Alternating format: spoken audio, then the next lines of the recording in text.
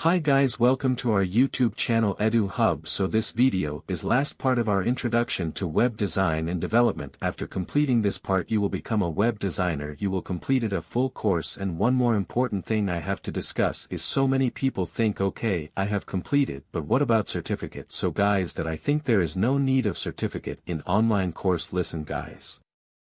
Is not big problem for me to provide you a certificate like other YouTuber which is fake, but I'm not that one. I'm here to give you, not cheat you, so I only give you a one suggestion that you are not need any certification. Basically you can do one thing if you are applying for a job in this field, so you can tell interviewers that I have know about this because you have complete this course, so you can simply tell some important point to them and get yours so that I have to clear. So without wasting, let's start this last part.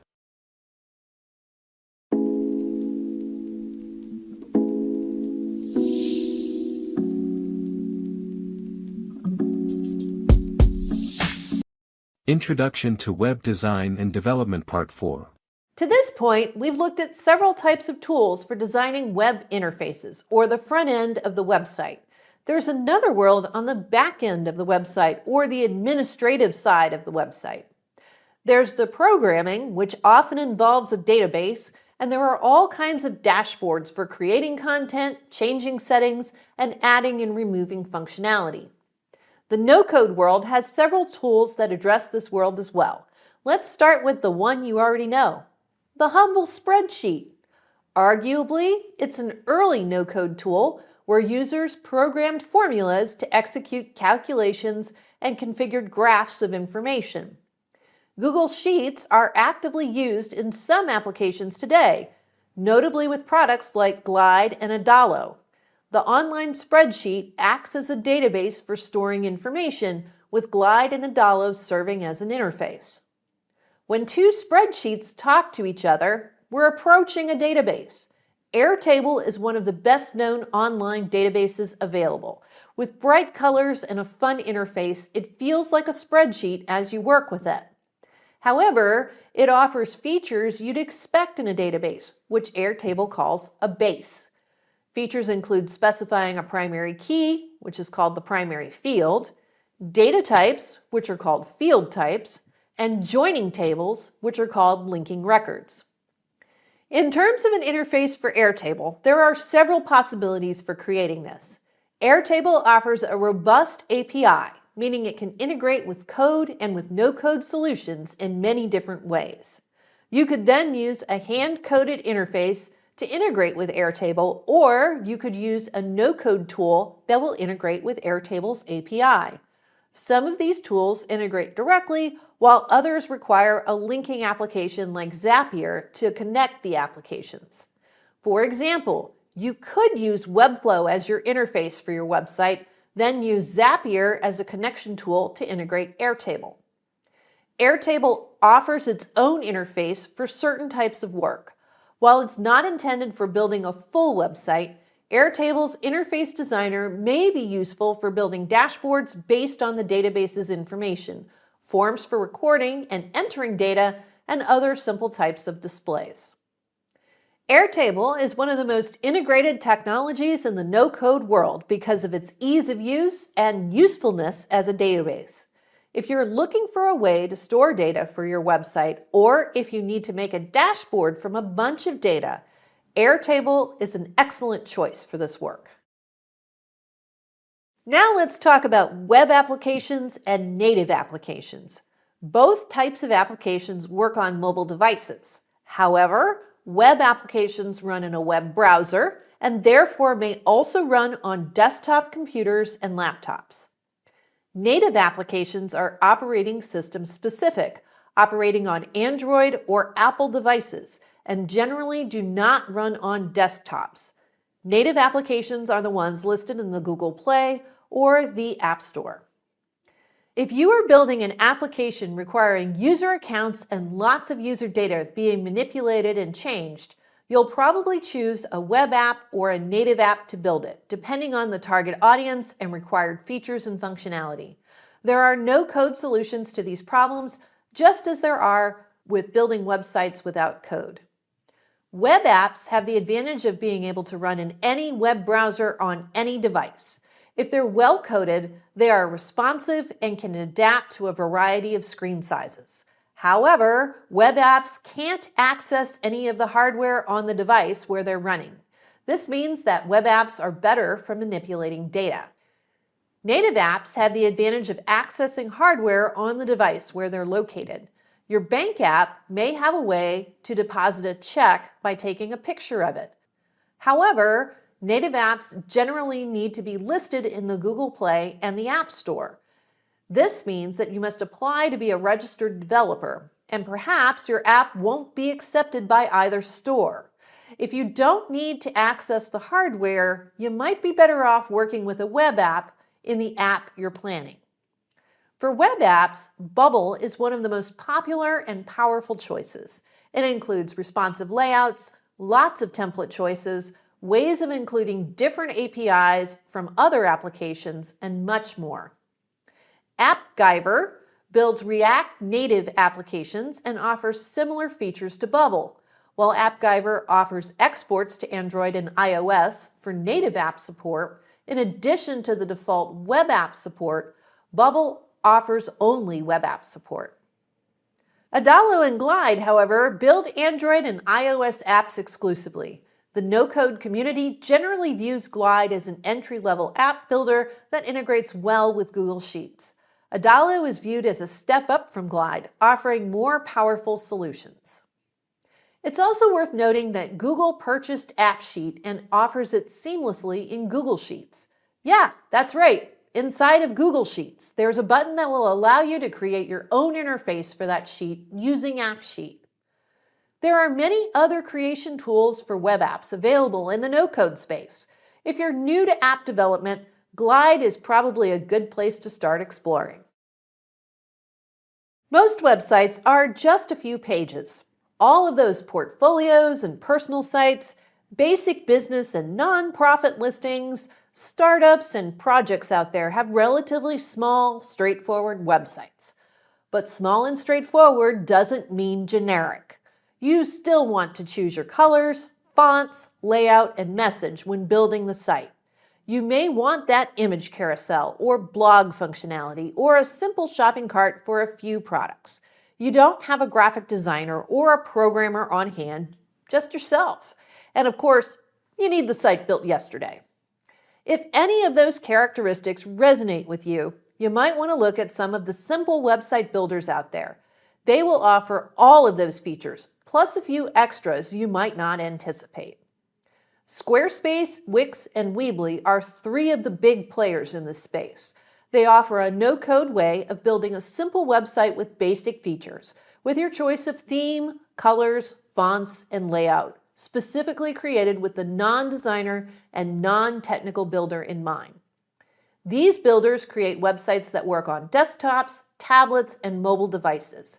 They usually offer some type of search engine optimization, a contact form, and pages for text and images for their basic plans.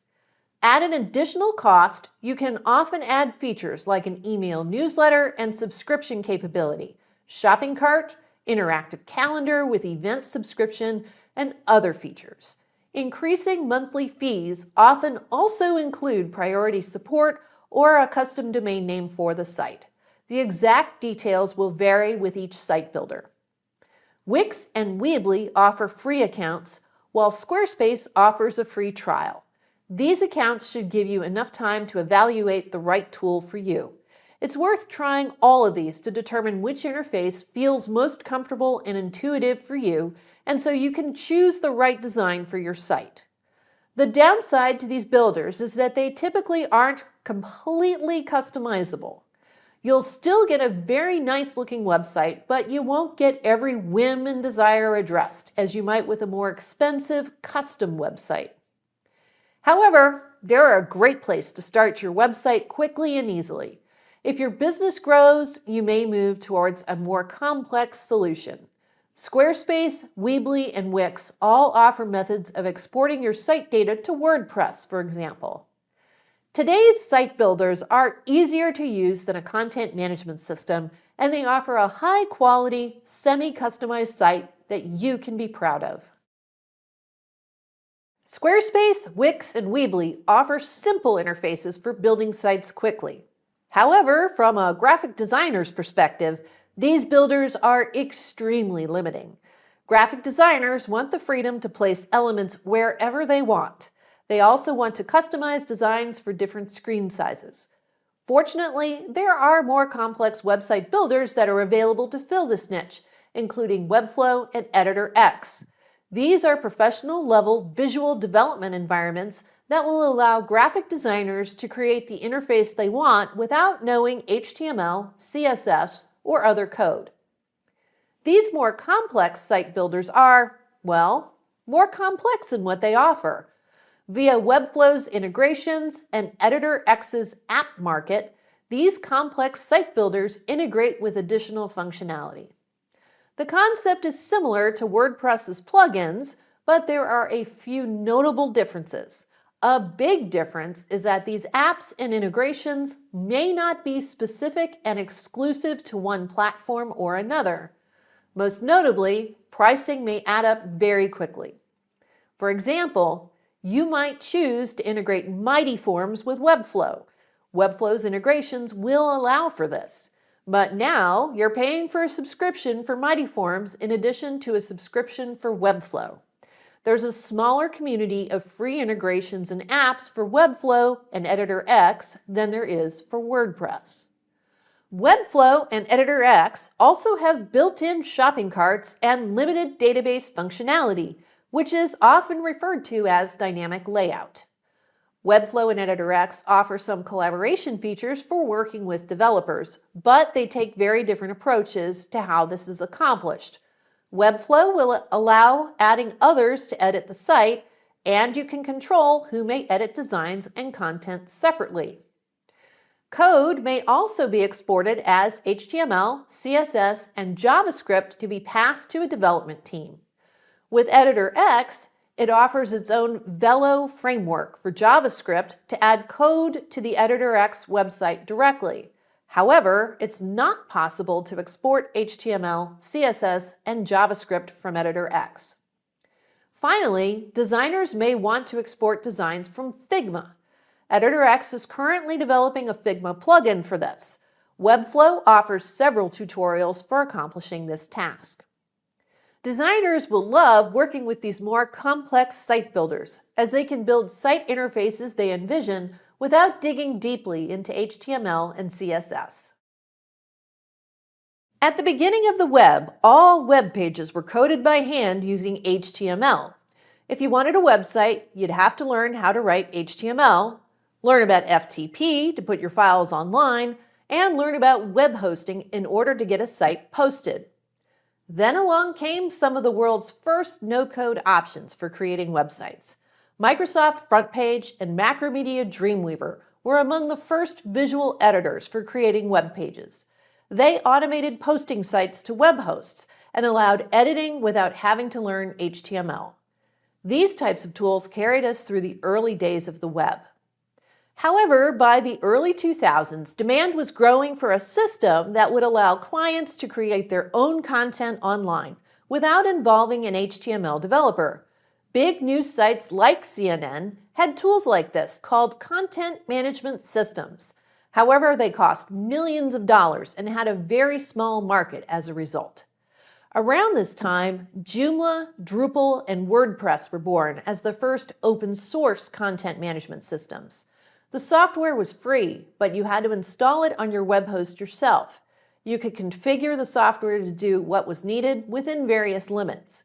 These systems became wildly popular, taking over much of the internet. Indeed, today WordPress alone powers 40% of websites, according to W3 Techs. As for sites running any content management system, WordPress runs 65.1% of those sites. WordPress remains popular to this day as a low-code tool for building websites. Early in the 2010s, a new world opened in JavaScript and in web browser technologies, such that more complicated interfaces could run in the web browser. These advances powered a third wave of no-code tools for building websites. In 2021, these tools are finally coming to fruition as serious contenders for building the next generation of websites. With hundreds of millions of dollars in venture capital funding, this third wave of no-code web design tools is opening web design and web application development to those with little or no technology background or knowledge of HTML, CSS, or JavaScript. Furthermore, these no-code and low-code solutions are making their way to professional development as well. Designers are building interfaces with Webflow, for example, then turning their designs over to developers to add all kinds of additional functionality. It's still early days for no-code and low-code solutions. Many of the companies behind these technologies are small startups. There's lots of mergers and acquisitions happening, as well as people starting businesses and going out of business. There's lots of venture capital money floating around. It will take a few years for these technologies to become more stable, but it's worth looking at the kinds of problems these tools are solving today with an eye towards that future. Finally, I wanted to bring no-code tools to your awareness for two major reasons. First, if you become a professional coder, you're going to encounter these tools in your career. You'll be asked to integrate your code with them, add extra features and functionality for them, or write code like an API that's designed to be consumed by a no-code tool. But the second reason is this: not every problem on the web requires a custom-coded solution. Many problems may be solved with out-of-the-box software. This is the world that no-code serves best. These problems aren't less worthy of solutions requiring less work or less skill. They're simply problems that don't require the time, money, and resources of a customized programming team to solve them. This next chapter explores the types of solutions currently available to address everyday problems on the web. After all, Microsoft, Amazon, and Google are actively monitoring this space. At Microsoft, a simple run of the numbers on how many apps will be built in the next 5 years shows how critical low-code and no-code software will become. Microsoft expects 500 million new apps to be built in the next half-decade, which is more than all of the apps built in the last 40 years. Charles Lamanna, corporate vice president of the Citizen Applications Platform at Microsoft, said, "If that's true, 450 million have to be built with a low-code tool. There are not enough humans to code fast enough to build that many. Professional developers should focus on harder challenges than another expense submission form or approval form." No-code may be viewed as an alternative path in web development now, but before long, it will be the primary path to getting problems solved on the web. Let's dive in and see what's happening in the no-code and low-code world today. Content management systems, or CMS, provided some of the earliest ways of creating websites that were editable by clients and provided lots of dynamic functionality. The big three open-source CMSs remain Joomla, Drupal, and WordPress, with WordPress powering 40% of the web alone. Why is a CMS such a popular tool? Joomla, WordPress, and Drupal all were initially released in the early 2000s. They were intended for managing a large amount of content, as the name implies. Blogging was in its infancy, and a CMS offered an easy way to do this. Furthermore, clients had been asking for a way to edit their own sites without knowing HTML for years, and these open-source CMSs were among the first easy and inexpensive ways of doing this. Quickly, though, the communities around these projects realized that their CMSs could expand their core programming to include additional functionality via their database. The terminology of these add-ons varies. Depending on the CMS, they're called plugins, modules, components, or extensions, but they all do the same thing. A CMS is great at managing individual articles and blog posts, but it doesn't do much else out of the box. Plugins allow you to add extra functionality to make a more complete website. Now your WordPress site may also sell products, run a course, manage event registration, or display a searchable database of movies. It may also do smaller things like include a registration form, manage a calendar, or run a community discussion forum. The best part about these extensions is that they are all compatible with their intended CMS. Click and install, and they're ready to go. The engineering is done so that the data may be passed around the system. For example, leverage the existing user login to create accounts for a shopping cart, for blog comments, and for event registration, all on the same website. However, in 2021, CMSs have their downsides as well. Because this technology has been around for a long time, their interfaces may feel a bit dated relative to other no-code technologies. Some users find CMSs very difficult to use or feel that they're missing critical features that are included in other software. Remember that Joomla, Drupal, and WordPress all predate mobile devices, social media, and drag-and-drop browser functionality. Some CMS characteristics cut both ways. For example, you must choose web hosting and install a CMS to use it in most circumstances. This gives you maximum control over site configuration, but it means that you are also responsible for backups, keeping the site secure against hacking, and updating the software as updates are available. There may be a pre-installed software as a service option available, as with WordPress.com. However, WordPress.com is not as flexible for configuration as downloading WordPress and installing it yourself. You have fewer choices of plugins and themes with WordPress.com and less access to customizing the code. Finally, bear in mind that just because a CMS can serve as a shopping cart doesn't necessarily make it your best option. Think of a CMS as a Leatherman multi-tool environment. A Leatherman may come with pliers and a screwdriver, but it may not necessarily be great pliers or a great screwdriver. Its biggest advantage is that it's small enough to carry on a tool belt, so it's always handy and available. For the best screwdriver, you may want to purchase a tool dedicated to that job.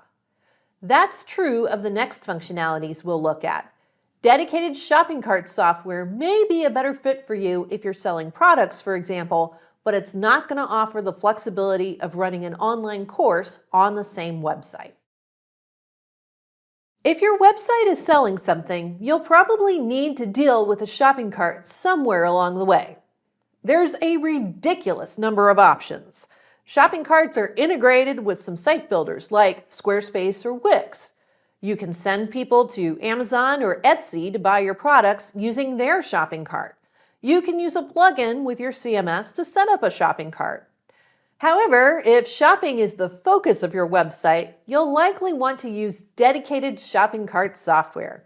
While products might not be the only items on the website, they make up the majority of the site's content. You may also have a need for inventory or shipping assistance.